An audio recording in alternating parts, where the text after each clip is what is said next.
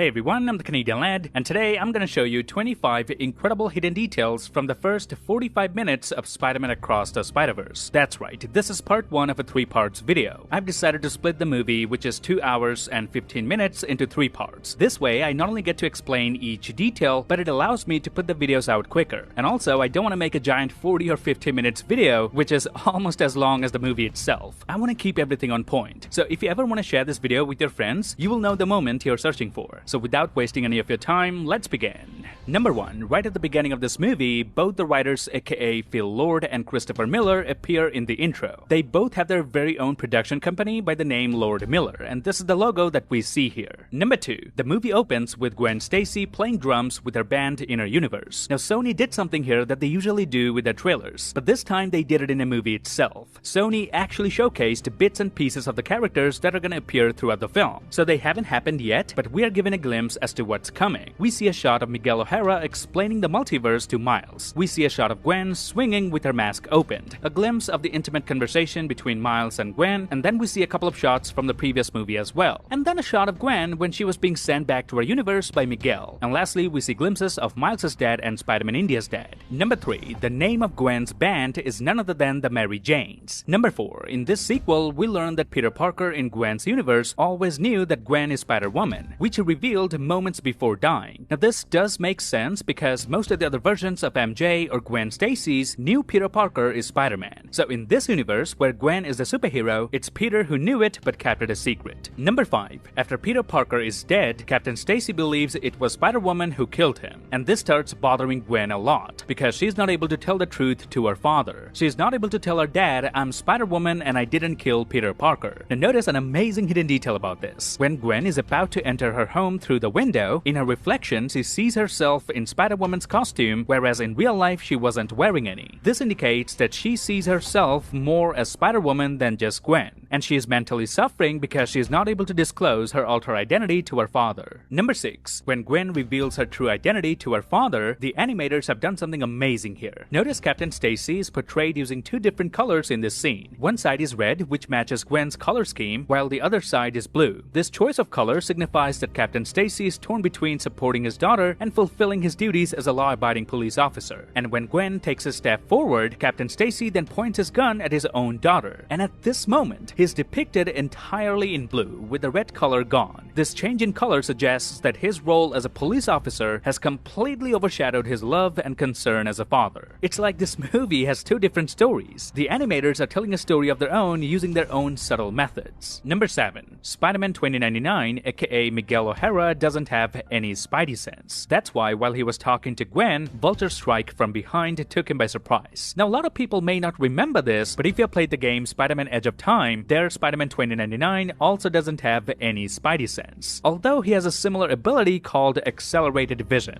Thanks to Cole for actually reminding me of this detail. Shoutouts to Cole. Number 8. In this movie, we now get an editor's note literally in the middle of a scene, just like it happens in the comics. For example, when Miguel is fighting the Vulture, Miguel says that Vulture has hammer space, and there we immediately get an editor's note explaining what the hammer space is. It says an infinite extra-dimensional storage area for cartoon hammers and the like. We get another editor's note when Spider-Punk says he doesn't have a Scooby-Doo about something, where the note translates it that Spider-Punk has no clue. Now as comic readers, we all know editor's notes pop up frequently on comic pages to explain something that's happening, often to point you in the right direction of another issue.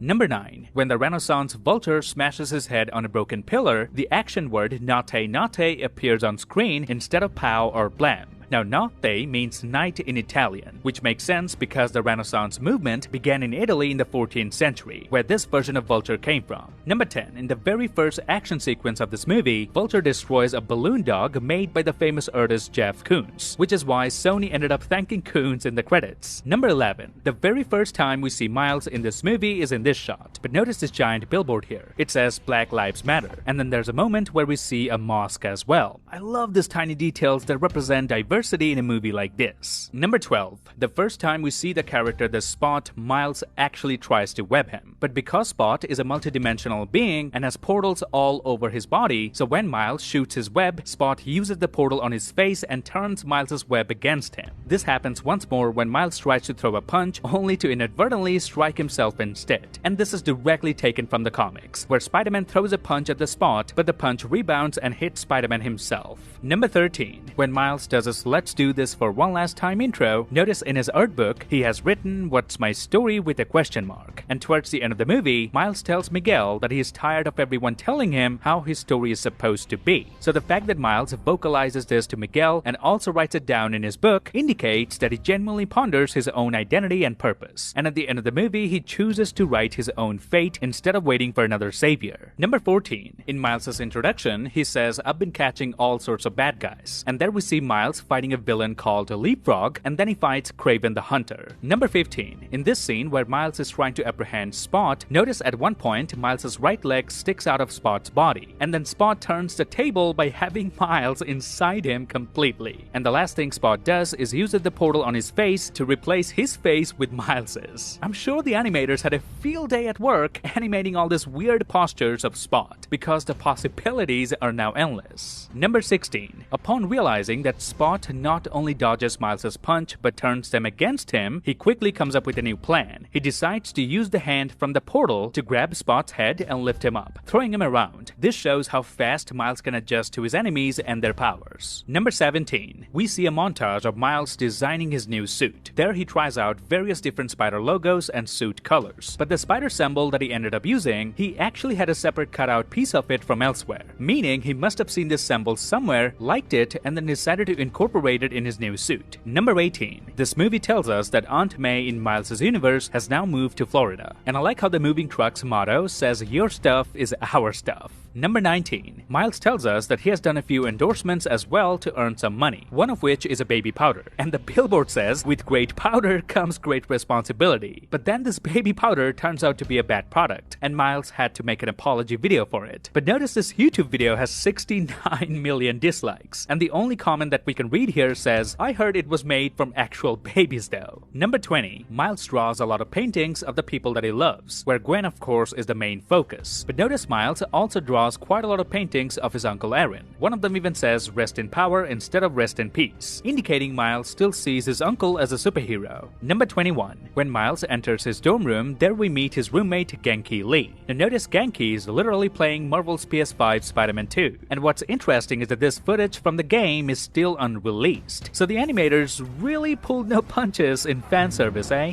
Number 22. In the parents' meeting at school, Miles admits that he missed 6 classes. But then his teacher says, and I quote, "We can still salvage this." Hearing this, Miles' father says, "I'm sorry, salvage?" Now Miles' father, aka Jefferson, is a police officer, and salvage in their line of work means apprehending and executing a suspected criminal without trial. This detail is significant because it highlights Jefferson's awareness even in a casual parents' meeting. He's the only one who raises concerns about the teacher's choice of words here. Number 23. In the LEGO universe, inside the Daily Bugle office, notice someone is reading a newspaper, and the name of the newspaper is the LEGO News, and this laptop's brand just says LEGO. Also notice in the background, a Daily Bugle headline says Doc Ock still at large, meaning this universe is an exact copy of Tobey's universe but in Legos, where Peter Parker works for the Daily Bugle under J. Jonah Jameson and Doc Ock is the main villain. Number 24. When Spot explains his origin story, he tells us that the spider that bit Miles Morales came from another universe, precisely Earth 42. And Spot even demonstrates how the spider was taken from its universe. But notice here we see that the spider was about to bite the alternate Miles, who has a braided hairstyle. This is the same alternate Miles that we see at the end of the film, who has now become the Prowler. Number 25. When Spot visits Venom's universe, aka Earth 688, there he steals a pack of gum from Mrs. Chan's store. And notice the name of the mint. It says Venomint. Number 26. And this is not really a visual detail, but something that I loved about this movie. So remember how Miles called out Spot for calling it the ATM machine? Miles pointed out that the M stands for machine already. But when Miles met Spider-Man India and called it a chai tea or naan bread, Spider-Man India called him out for making a similar mistake, because chai already means tea and naan already means bread. This goes to show that while Miles may be intelligent within his own universe, but once he ventures into the vast multiverse, he encounters encounters individuals who are even more knowledgeable than him. It serves as a reminder that there will always be people smarter than you when exploring beyond the Spider-Verse. And that's it for part 1. This video only covers the first 45 minutes of the movie. Part 2 will cover the next 45, and then with part 3, I'm gonna give you the best video on this channel so far. In the meantime, if there's a hidden detail or an Easter egg you'd like me to know, please comment down below. I read all of your comments. Now if you like this video, then please give me a thumbs up, grab the subscribe button, and turn notifications on. Follow me on Instagram and Twitter to get updates about my videos. Till then, I'll see you lads in the next one.